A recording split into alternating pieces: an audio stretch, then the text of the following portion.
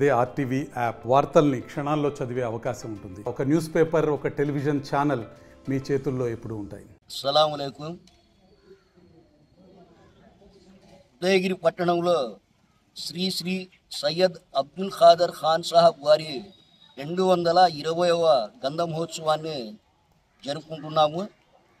ఇక్కడ ఈ గంధ మహోత్సవం యొక్క కార్యక్రమాలు 22వ తేదీన సుందరమాలి కార్యక్రమం జరుగుతుంది, 23వ తేదీ గంధ మహోత్సవం జరుగుతుంది, 24 దీపారాధన కార్యక్రమం జరుగుతుంది, 25వ తేదీ ఉదయం 7:30 గంటలకు తహలీల్ ఫాతిహా, తదుపరి ముస్తఫా అలీ ఖాన్ సాహబ్ వారి బార్గానందు చదివింపుల కార్యక్రమం జరుగును.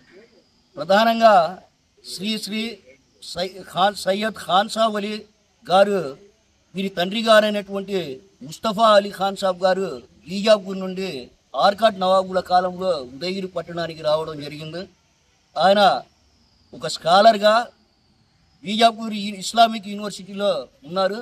ఆయన్ను ఇక్కడ ఆర్కాట్ నవాబులు పరిపాలన ఏర్పడిన తర్వాత మొట్టమొదటి సుబేదారుగా సయ్యద్ ముస్తఫా అలీ ఖాన్ సాబ్ గారిని నియమించడం జరిగింది. ఆనాటి నుండి ఈ పరంపర కొనసాగుతూ వారి కుమారులైనటువంటి సయ్యద్ అబ్దుల్ ఖాదర్ ఖాన్ సాబ్ గారు ఆధ్యాత్మిక చింతన కలిగి ఆయన దగ్గరకు అనేక మంది హిందూ ముస్లిం భక్తులు అందరూ కూడా వస్తూ ఉండేవారు.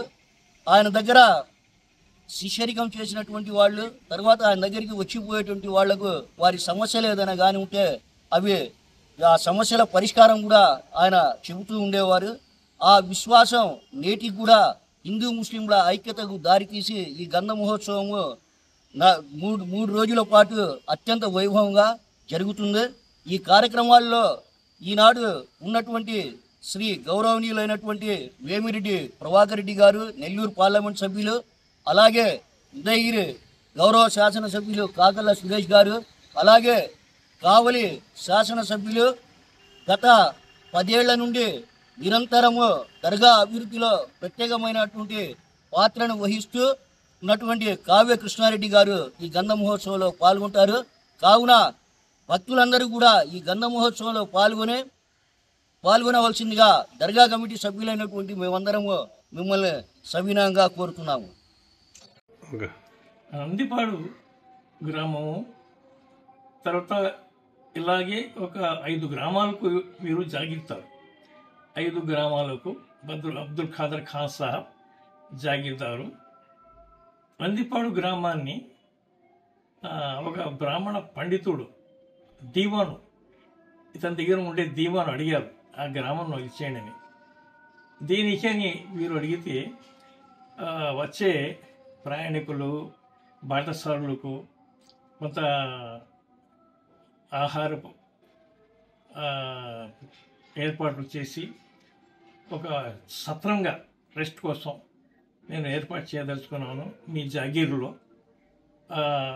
అది సహాయం చేయని చెప్పారు. అప్పుడు నందిపాడు గ్రామాన్ని రాసి ఇచ్చేసారు ఆ బ్రాహ్మణునికి ఈ ప్రయాణికుల సౌకర్యం కోసం. ఈ అన్న కార్యక్రమాల కోసం రాసి ఇచ్చేసారు. తర్వాత కొంతకాలం మరణం ఉందంటే బిడ్డలను పిలిచి ఎంతో పవిత్రంగా ఎంతో విశ్వాసంగా నాతో ఉండిన ఈ బ్రాహ్మణుడు, ఈ దీవాను, అతనికి నేను రాసి ఇచ్చేశాను నందిపాడు గ్రామాన్ని, మరలా తిరిగి తీసుకోకూడదు, విశ్వాస పాత్రుడు అతను అని బిడ్డలు ఆదేశించారు అబ్దుల్ ఖాదర్ ఖాన్ సాహబ్. తర్వాత వీరి మహిమలు, ఒక వ్యక్తి, ఈ మన ప్రాంతం ఒక వ్యక్తికి కనులు పోయినాయి, కంటి చూపు పోయింది, ఎక్కడెక్కడో తిరిగాడు కానీ లాభం లేదు. ఎవరు చెప్పారు ఆ స్వామి దగ్గర వెళ్ళని. ఆ స్వామి దగ్గర వచ్చి కలిస్తే ఆయన చేసిన ఆ వైద్యానికి 2వ రోజు 3వ రోజు కనుచూపు వచ్చేసింది. వచ్చిన తర్వాత అతను చూసి సంతోషపడి ఆ కనుచూపు కలిగిన అతనికే బట్టలు ఇంకొక ధనం ఇచ్చి అతని చేత ఫకీర్లకు పంచి ఆ విధంగా సహాయం చేశాడు. తర్వాత వర్షం లేకపోతే మన చుట్టుప్రక్క గ్రామాలకు పంటలు దెబ్బతిని కొంత ఏరియా వెళ్ళి ఒంటరిగా గంటల తరబడి ప్రార్థించి మేఘాలు క్రమ్ముకున్న తర్వాత బయటికి వచ్చేస్తే ఇంటికి వచ్చే లోపల వర్షము ఆ విధంగా పడి పంటలన్నీ అభివృద్ధి చెందే పంటలు పండినాయి. అనేక వీరు అనేక రీత్యా మహిమలు ఉన్నాయి వీరి. అబ్దుల్ ఖాదర్ ఖాన్ సాహెబ్ వీరి తదుపరి కుమారుడు అబ్బాస్ అలీ ఖాన్ అని జాగీర్దార్ అయ్యారు. అది బ్రిటిష్ గవర్నమెంట్ వచ్చింది. సరే, అతని విషయం వేరే. ఈ అబ్దుల్ ఖాదర్ ఖాన్ సాహెబ్ని వీరి గంధం అవసరం. వీరి 1806లో స్వర్గస్థులయ్యారు. 1806లో స్వర్గస్థులయ్యారు. అప్పటి నుంచి గ్రామస్తులు, భక్తులు అంతా కలిసి బ్రహ్మాండంగా దర్గా నిర్మించారు. ఆ దర్గా ప్రక్కన నేను ఒక మొక్క నాటుతున్నాను అని చెప్పారు ఆయన. నా సమాధికు ఉత్తరాన ఆ మొక్క నాటుతున్నాను, బిడ్డలను పిలిచి దీన్ని జాగ్రత్తగా కాపాడండి, ఇది నరకండి. ఎంత పెద్ద రోగి అయినా తన రోగం ఆరోగ్యవంతుడు కాలేకపోతే 7 రోజులు ఆ చెట్టు కింద విశ్రాంతి తీసుకుంటే దేవుని దయతో అతని రోగం దూరమై ఆరోగ్యవంతుడు అవుతాడని బిడ్డలకు చెప్పారు. అప్పటి నుంచి ఆ చెట్టు అలాగే ఉంది. ఆ చెట్టుకు ఒక ప్రత్యేకత ఏంటంటే ఆనాడు ఆ వేప చెట్టు ఆకు తిన్నవారు ఇది చక్కెరతో తయారు చేశారా ఆయన అనుభూతి కలిగేది. ఇది చక్కెర ఆకు అనేటువంటి అంత అనుభూతి, తీపి అనుభూతి కలిగేది. కానీ ఇది క్రమంగా ఆ టేస్ట్ తగ్గిపోయింది. ఆ చెట్టు వారి చెప్పిన విధంగా అలానే ఉంచి ఉన్నారు. తర్వాత దర్గా కట్టారు. హిందూ ముస్లిమ్స్ యూనిటీతో, జాతీయ సమైక్యతతో దర్గా నిర్మించారు. చాలామంది ఒక ముస్లిమ్సే కాదు, హిందువులు కూడా ఆ నిర్మాణం చేపట్టారు. ప్రతి సంవత్సరము ఈ మొహరం పీర్ల పండుగ నెల 28వ తేదీ ఇస్లామిక్ డేట్ 28వ తేదీ ఆ స్వామి గారి గంధం జరుగుతుంది. ఏళ్ల తరబడి దూరం నుంచి ఎందరో భక్తులు వచ్చి ఆ గంధంలో పార్టిసిపేట్ అవుతుంటారు. అదేవిధంగా ఈరోజు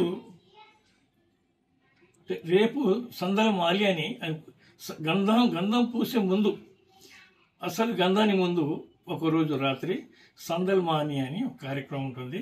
ఆ సమాధిపై లేపనం చేస్తారు. మంచి ధరలు తీసుకొచ్చి అత్తర్లు, గంధం పౌడర్లు తీసుకొచ్చి చాలామంది భక్తులు ఆ సమాధిపై లేపనం చేస్తారు, గలేబులు వేస్తారు. ఆ నెక్స్ట్ డే నుంచి గంధం స్టార్ట్ అయింది. 22వ తేదీ తర్వాత 23వ తేదీ, 24వ తేదీ ఈ ఆఖరు తహలీల్ అంటారు, తహలీల్ ఫాతిహ. ఆ తహలీల్ ఫాతిహ కూడా దర్గాలో ఫకీర్లు కూడా జరగబోతుంది. ఈ 22, 23, 24 తేదీల్లో ఖవాలి కార్యక్రమం ఉంటుంది. దూరం నుంచి ఖవాలి నిలిపించి పాట కచేరీ జరుగుతుంటుంది. ఎందరో వచ్చి భక్తులు మొక్కుబడులు తీర్చి తమ ఆరోగ్యం పొంది సంతోషంగా వెళ్తుంటారు. అన్ని సౌకర్యాలు ఏర్పాటు జరుగుతుంది దర్గా కమిటీ ద్వారా. వచ్చిన యాత్రికులకు, వచ్చిన భక్తులకు అన్న సౌకర్యం, అన్నదాన సౌకర్యం ఏర్పాటు చేస్తుంటారు. ప్రతి విషయంలో చారిత్రక ప్రముఖ పాత్ర వహించిన సయ్యద్ అబ్దుల్ ఖాదర్ ఖాన్ సాహబ్ ఖాదరి ఉదయగిరి మహనీయులు. వీరి తండ్రి పేరు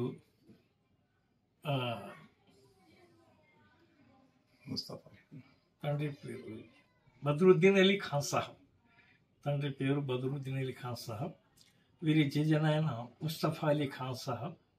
వీరు పూర్వం బీజాపూర్, బీదర్ ఆ ప్రాంతం నుంచి వచ్చేసారు. వచ్చిన తర్వాత ఇచ్చటనే సయ్యద్ అబ్దుల్ ఖాదర్ ఖాన్ సాహబ్ జన్మించారు. వీరు బాల్యం నుండి ఇస్లామిక్ సూత్రాలు, ఇస్లామిక్ దినచర్య, 5 పూటల నమాజు, ఈ ఉపవాసాలు, సూఫీలతో సాంగత్యం, ఇది వీరి ప్రముఖ ప్రవృత్తులు ఉన్నాయి. వీరు 11 ఏళ్ల ప్రాయంలో వీరి తండ్రి బదరుద్దీన్ అలీ ఖాన్ సాహబ్ ఏఎస్పేటలో ఉన్న హజరత్ ఖ్వాజా రహమతుల్లా నాయబ్ రసూల్ను కలిశారు.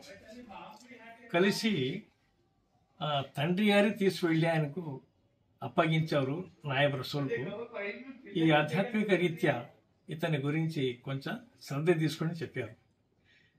అచ్చట కొంతకాలం ఉన్నారు సయ్యద్ అబ్దుల్ ఖాదర్ ఖాన్ సాహబ్. తర్వాత తండ్రి జాగీర్దార్ బదరుద్దీన్ అలీ ఖాన్ సాహబ్ ఉదయగిరి జాగీర్దార్ వెంట పెట్టుకొని ఉదయగిరికి వచ్చిన తర్వాత చెప్పారు, ఇతను నా కుమారుడు, అంత పవిత్రుడు, ఇతను నేను అబ్జర్వ్ చేశాను, ఇతని ఆత్మ కానీ ఇతని క్యారెక్టర్స్ కానీ ఈ ఆధ్యాత్మిక రీత్యా ఎంత డెవలప్ అయ్యాడో నాకు తెలుసు అని హజరత్ ఖ్వాజా రహమతుల్లా నాయబ్ రసూల్ చెప్పారు. ఇతను నా కుమారుడు, అతని క్యారెక్టర్ను చూసి పొగిడారు. తర్వాత బదరుద్దీన్ అలీ ఖాన్ సాబ్ తదుపరి వీరు ఆ తండ్రి పదవి స్వీకరించారు. వీరి హయాంలో మరిన్ని వీడియోస్ కోసం ఛానల్ ని సబ్స్క్రైబ్ చేయండి. లేటెస్ట్ అప్డేట్స్ కోసం వాట్సాప్ ఛానల్ ని ఫాలో చేయండి. అండ్ లింక్ డిస్క్రిప్షన్ లో ఉంది.